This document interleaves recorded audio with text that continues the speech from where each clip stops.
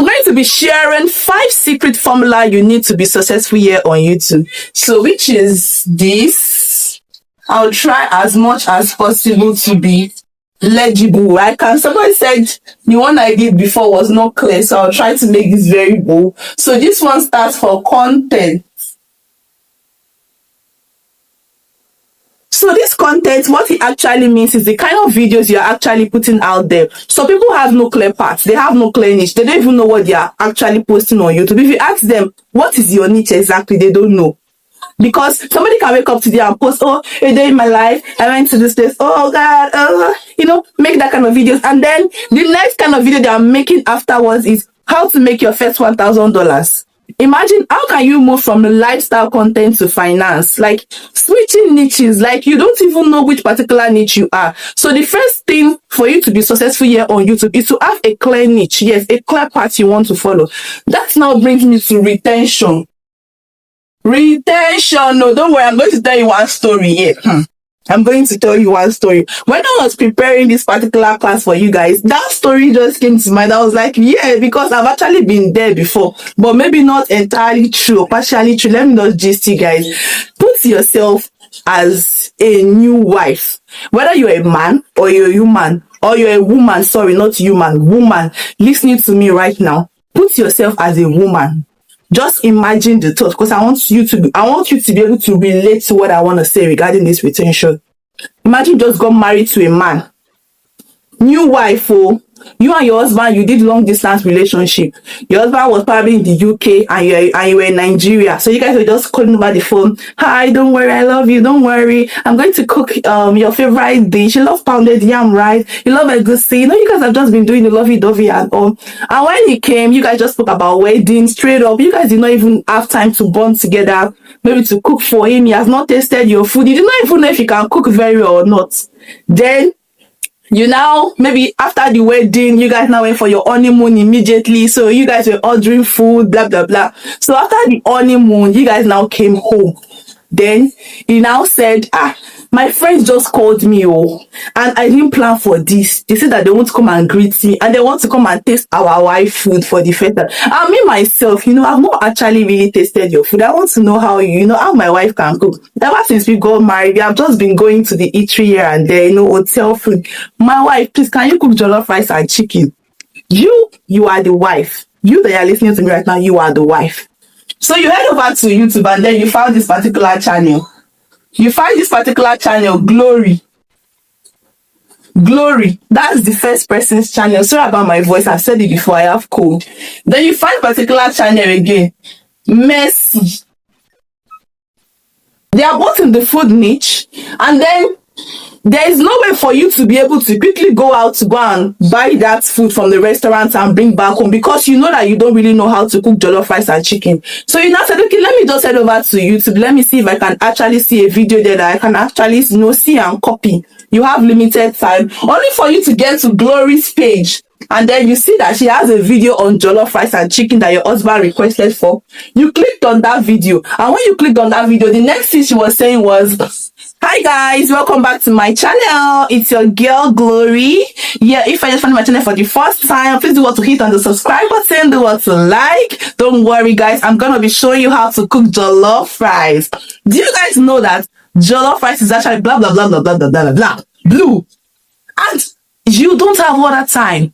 You actually want to just see how to make it sharp, sharp, sharp, sharp. Imagine you being in that kind of situation. And then, if you just scroll away, be honest with yourself.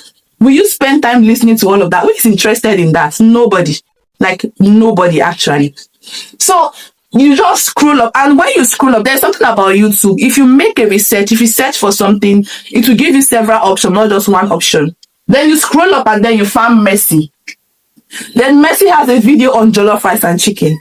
Then Mercy, when you clicked on it, the very first thing that just came, okay, first of all, you need to take your tomato, take your pepper, pour your rice inside, mix the Maggi and the salt and join everything, just the whole process, everything just. Now, I need you guys to judge. You as a viewer, who who are you going to watch? Imagine yourself as the wife. You have limited time. Who are you going to watch? I'm sure you're actually going to stick with Messi, right? Because of the time factor. So because you actually clicked on this video and then you clicked out, it's going to affect this particular channel poorly, because this particular channel will now have low audience retention and low average view duration, which will now signal to the YouTube algorithm that this particular video is not good, and YouTube will now stop recommending or reduce the way it is recommending that particular video. I don't know if you get what I mean, but for this particular one you watch to the end, this will actually signal to the YouTube algorithm that this is a very good video and this is a video that you should push. Then YouTube will start pushing this particular video more. So the more people are able to retain in your video, the more YouTube algorithm is going to push out your content. So the work now is to get them to watch your video, like to capture their attention. Like that is where your main focus should be. I think that's like one of the hardest parts in content creation. The part whereby you can retain your audience. So that being said, let's not spend too much time on that. You guys already understand. Let me try to be as fast as I can. So the next one is now audience engagement. Audience engagement.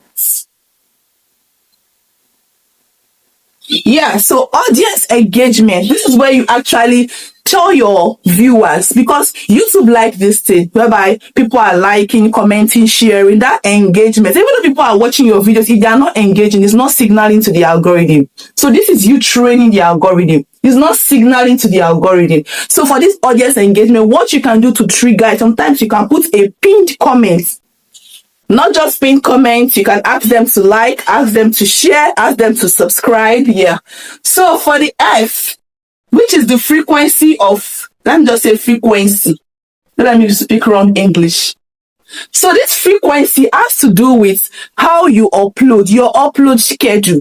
It's not as if you upload today, you upload whenever you feel like. Maybe today you upload today, after like 6 months. Okay, 6 months is too far. I'm actually exaggerating. So let's say you upload today, after like 2 weeks before you upload again. And when you upload again, after like another 1 week before you upload again, like your uploading is not balanced. You need to show, especially as a beginner here on YouTube. Remember the last video I said, if you are for Mary, at least you should, if you are uploading low content like that, at least you should upload at least 3 times in a week. But if you are for David, from my past video, if you're uploading once a week, it's still fine. So just try and, go with a steady frequency for your upload. It really, really helps. So this now brings us to thumbnail. Oh my God. Did I spell it correctly? Thumbnail. So this particular thumbnail, this is what your audience will see first before they even see any other thing. Before they see your title, they will see your thumbnail. Before they see the video. In fact, this thumbnail is supposed to be number 1. If you were to look at it logically, because it's your thumbnail they will see. As a viewer, it is the thumbnail. What made you click on this? Like, what did you see first? You saw the thumbnail, right? So it is the thumbnail. So all of this is actually a way to which you can actually train the algorithm, because the YouTube algorithm is like a baby that you train. Imagine when you have a baby, you have to train them, use potty, like when they are growing up as a toddler. Don't poop on your body. Use potty. Say this. Do this. Imagine them as a robot. They don't know what to do. Robots only do what they are trained to do.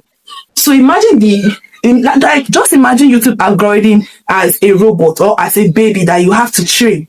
So it is what you feed it that it will work on.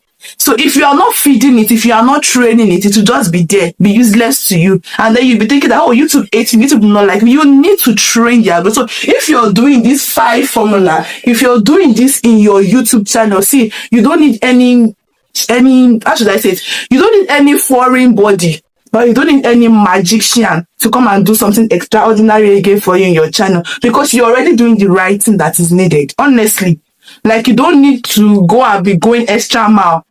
This is the basic thing you need to have a successful YouTube channel. So if you have found value, please do what to hit on the like button, do what to subscribe, and do what to share. See you again in our next video. Oh my God, I'm tired of this cold. I'm tired of talking like this. My voice is gone, but then we move. Bye.